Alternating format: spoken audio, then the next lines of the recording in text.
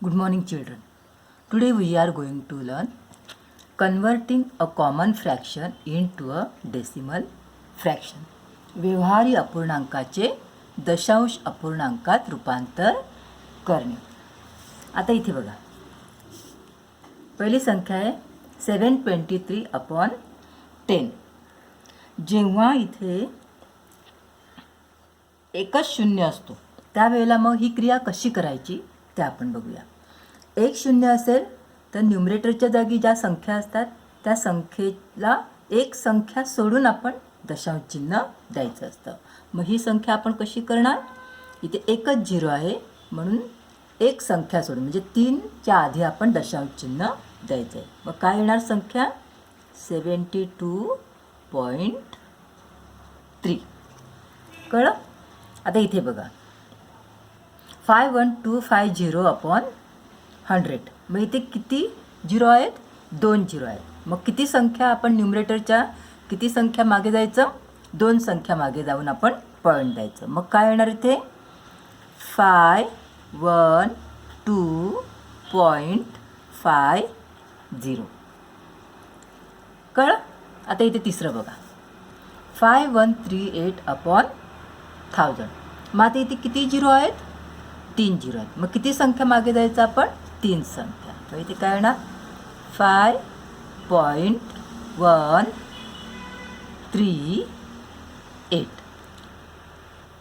कळलं. आता इथे बघा 7/10. मग किती झिरो आहेत, 1 झिरो आहे. मग आपण हे कसं लिहिणार, मागे संख्या नाहीत मग आपण तिथे 0.7. कळलं. आता इथे 54/100. मग किती संख्या मागे जायचे, 2 संख्या. मग पुढे आणखी मागे काहीच संख्या नाही म्हणून आपण तिथे काय घेणार आहोत, 0 घेणार. 0.54. कळलं. आता इथे बघा 725/1000. किती संख्या मागे जायचं आहे, 3 झिरो आहे त्यामुळे 3 संख्या मागे जाऊन पॉईंट द्यायचा आहे. पण त्याच्या पुढे मागे आणखी संख्या नाही आहेत म्हणून आपण 0 घ्यायचं आहे. 0.725. कळलं. आता इथे बघा 8/100. मग इथे एकच संख्या आहे आणि इथे 2 झिरो आहेत. मग 2 संख्या आपल्याला मागे जाऊन पॉईंट द्यायचा आहे. मग इथे संख्या नसल्यामुळे आपण तिथे काय घ्यायचा, 0 घ्यायचा. मग काय येणार 0.08. कारण इथे डिनॉमिनेटरच्या जागी 2 झिरो आहेत म्हणून आपल्याला इथे 2 संख्या आणायला पाहिजेत म्हणून संख्या नसल्यामुळे आपण इथे काय घेतलं आहे, 0 घेतलेलं आहे. आता इथे 8/1000. मग किती संख्या आपल्याला इथे 3 झिरो म्हणजे 3 संख्या मागे. मग इथे 3 संख्या नाही म्हणून आपण काय घ्यायचं, 0 घ्यायचं. मग काय येणार 0.008. कळलं सगळ्यांना हे. आता पुढचं बघा converting a decimal fraction into a common fraction. दशांश अपूर्णांकाचे व्यवहारी अपूर्णांकात रूपांतर करायचे. म्हणजे आता इथे बघा मागे आपण काय बघितलं, इथे आपण काय केलं, व्यवहारी अपूर्णांकांचे दशांश अपूर्णांकात रूपांतर केले. इथे आपल्याला काय दिले, दशांश अपूर्णांक दिले, त्याचं आपल्याला व्यवहारी अपूर्णांक म्हणजे अशा पद्धतीनं आपल्याला त्याचं विभाजन करायचं आहे. बघूया आता 26.4. 26.4 आहे. मग पॉईंटच्या मागे किती संख्या आहेत, एकच संख्या आहे. मग काय येणार, एकाच्या पुढे किती झिरो येणार, एकच झिरो येणार. आणि मग वरती काय येणार 264. इकडचा पॉईंट निघून जाणार कारण आपण त्याचं कशात रूपांतर केलं आहे, व्यवहारी अपूर्णांकात रूपांतर केलेलं आहे. आता इथे बघा 0.04 आहे. मग पॉईंटच्या पुढे किती संख्या आहेत, 2 संख्या म्हणून किती झिरो येणार, एकाच्या पुढे 2 झिरो येणार बरोबर. आणि मग इकडचे 0 जाणार आणि फक्त काय येणार, 4 येणार. बरं. आता इथे 19.315. मग पॉईंटच्या मागे किती संख्या आहे? 3 संख्या. मग किती झिरो येणार एकाच्या मागे? पुढे 3 झिरो येणार, बरोबर. आणि मग इकडचा पॉईंट जाणार आणि मग येणार 19315. कळलं सगळ्यांना? आता आपण प्रॅक्टिस सेट 15 सोडवूया. Question 1. Write the proper number in the empty boxes. रिकाम्या चौकोनात योग्य नंबर लिहायचा आहे. आता इथे पहिलं गणित दिलेलं आहे 3/5. आता इथे 3 इंटू करायचं आणि इथे 5 इंटू करायचं. इथे बघा किती आहे? 10. मग आता इथे 10 येण्यासाठी या 5ला कशाने गुणावं लागेल? कोणत्या संख्येने गुणावं लागेल? तर 5 2 जा 10, म्हणून इथे काय येणार? 2 येणार. आता डिनॉमिनेटरला आपण 2 ने गुणतो आहे, त्यामुळे न्यूमरेटरला पण 2 नेच गुणायचं आहे. ज्या संख्येने आपण डिनॉमिनेटरला गुणतो त्याच संख्येने आपण न्यूमरेटरला पण गुणायचं आहे. मग आता इथे 3 2 जा 6 आणि 5 2 जा 10. मग आता इथे किती झिरो आहे? एकाच्या पुढे एकच झिरो आहे, म्हणून आपण 0.6 अशा पद्धतीने हे उत्तर येईल. कळलं सगळ्यांना? आता दुसरं बघा 25/8. इथे 25 इंटू डॅश आहे आणि 8 इंटू 125 केलं आहे, कारण इथे 1000 आले पाहिजेत. मग 8ला 125ने मल्टिप्लाय केल्यावरती किती येणार? 1000 येणार. मग 25ला जर डिनॉमिनेटरला 125ने मल्टिप्लाय केला आहे तर आपल्याला न्यूमरेटरला पण 125नेच मल्टिप्लाय करावं लागेल. मग 25 मल्टिप्लाय 125, 25 इंटू 125 केल्यावरती काय उत्तर येणार? 3125, बरोबर. आता इथे किती झिरो आहेत? 3 झिरो आहेत, म्हणून या संख्येच्या 3 संख्या मागे जाऊन आपण पॉईंट दिलेला आहे, म्हणून उत्तर काय आहे? 3.125. पुढचं तिसरं गणित 21/2. 21 इंटू डॅश आणि 2 इंटू डॅश. इथे किती आहे? 10 आहे. मग इथे 10 येण्यासाठी या दोनाला कोणत्या संख्येने गुणावं लागेल? तर 2 5 10, 2 5 जा 10, म्हणून 5ने आपल्याला मल्टिप्लाय करायचं. 2 इंटू 5. मग डिनॉमिनेटरला 5ने मल्टिप्लाय केलं आहे, त्यामुळे न्यूमरेटरला देखील आपल्याला 5नेच मल्टिप्लाय करावं लागेल. मग 2 5 जा 10 आणि 21 5 जा 105. मग आता इथे एकाच्या पुढे एकच झिरो आहे, त्यामुळे आपल्याला एक संख्या मागे जाऊन आपल्याला पॉईंट द्यायचा आहे, म्हणून काय येणार? 10.5. कळलं? आता इथे 22/40. या दोघांना 2ने डिवाइड केले. 2 1 जा 2 आणि 2 1 जा 2, 2 2 जा 4 आणि 2 0 जा 0, त्यामुळे ह्याचं काय झालं? 11/20. आता इथे डिनॉमिनेटरला 20ला 5ने मल्टिप्लाय केलं आहे, त्यामुळे न्यूमरेटरला देखील आपल्याला कशाने मल्टिप्लाय करावं लागेल? 5नेच. मग 20 इंटू 5 इज इक्वल टू 100. मग 11 इंटू 5 इज इक्वल टू 11 5 जा 55. आता इथे किती झिरो आहेत? एकाच्या पुढे 2 झिरो, म्हणून 2 संख्या आपल्याला मागे द्यायचं आहे, म्हणून आणखी संख्या नाही, त्यामुळे आपण काय घ्यायचं आहे? 0 घ्यायचं आहे. 0.55. कळलं? आता पुढचं second question. Convert the common fraction into decimal fraction. व्यवहारी अपूर्णांकाचे दशांश अपूर्णांकात रूपांतर करा. पहिलं गणित काय आहे? 3/4. 3/4 आहे. मग आता 3/4. आता या 4ला, या डिनॉमिनेटर 4ला कशाने गुणलं की इथे डिनॉमिनेटरच्या जागी 100 येतील? सांगा बरं कशाने? तर 25ने. 25 4 जा 100.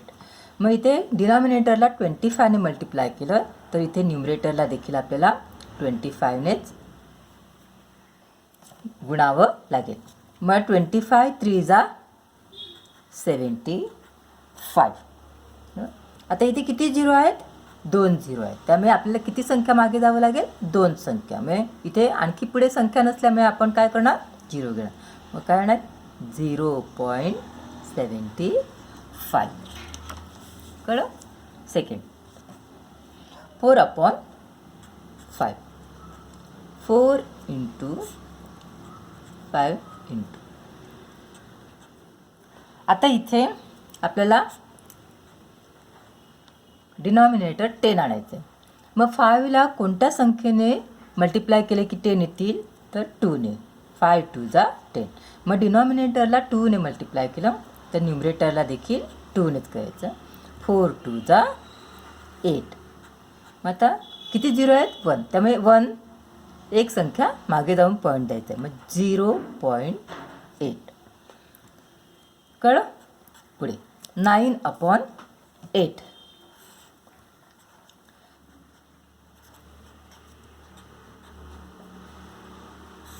इथे 1000. मग इथे 1000 येण्यासाठी डिनॉमिनेटरच्या जागी 1000 येण्यासाठी 8ला आपल्याला कशाने गुणावं लागेल?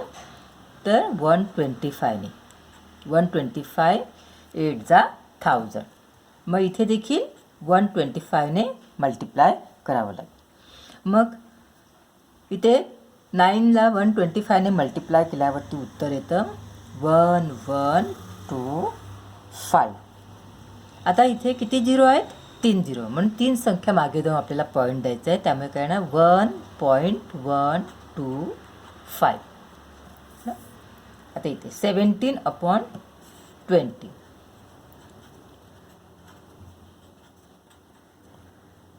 17/20. आपल्याला इथे डिनॉमिनेटरच्या जागी काय आले पाहिजेत? 100 आले पाहिजे. मग 20ला कितीने मल्टिप्लाय करावं लागेल आपल्याला? 25 जा 100. मग इथे डिनॉमिनेटरला 5ने मल्टिप्लाय केलं म्हणून 17ला देखील 5नेच मल्टिप्लाय करायचं आहे. मग 25 जा 100. 17 5 जा 85. आता किती झिरो आहेत? एकाच्या पुढे 2 झिरो. म्हणून 2 संख्या मागे. पुढे आणखी मागे संख्या नसल्यामुळे झिरो घ्यायचा. 0.85. 5वं गणित 36/40. इथे आपण ह्याला कोणत्या पाड्यामध्ये 36 आणि 40 येतात?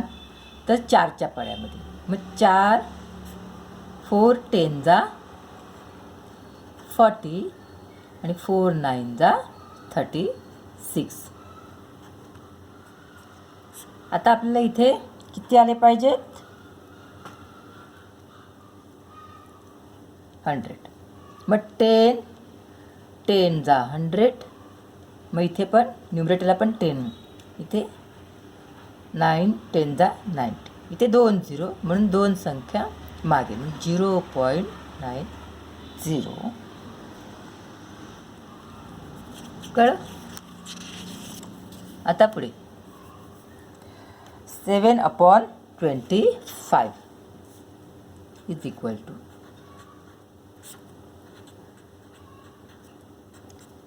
ते डिनॉमिनेटरला 100.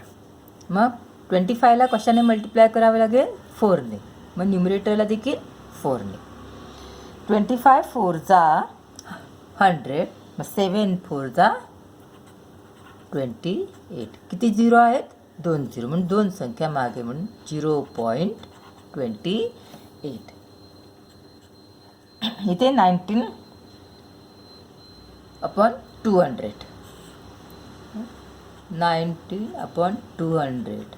मग इथे 1000 येण्यासाठी आपण ह्याला 200ला 5ने मल्टिप्लाय करणार. मग 19ला देखील आपण 5ने मल्टिप्लाय करणार. मग 200 5 जा 1000. 19 5 जा 95.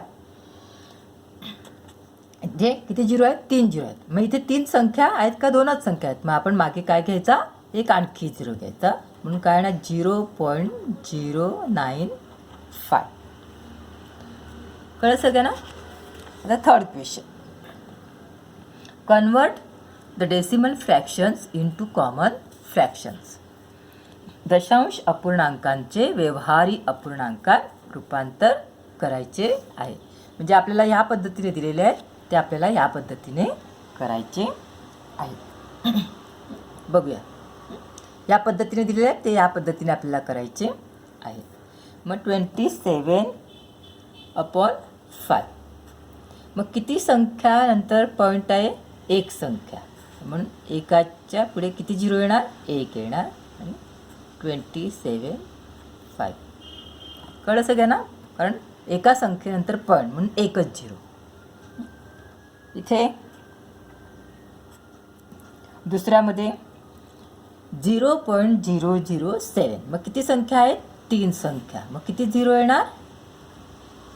3 झिरो आणि वरती येणार तर 7. Third one 90.8. किती संख्यानंतर पॉईंट आहे? 1. म्हणून किती झिरो येणार? एकच झिरो येणार आणि 908. इथे 39.15. किती संख्या आहेत? 2 संख्यानंतर पॉईंट. मग किती झिरो येणार? एकाच्या पुढे 2 झिरो येणार. 3915. इथे 3.12. किती संख्या आहेत? पॉईंटच्या मागे आधी 2 संख्या आहेत. मग किती झिरो येणार? 2 झिरो येणार. 312. आता इथे 70.400. हे आपण असंही लिहू शकतो 70.4.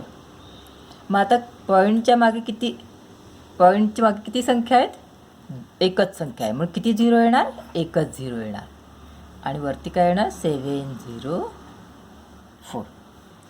कळलं सगळ्यांना? तुम्ही ही गणितं सगळ्यांनी सोडवायची आहे. थँक्यू.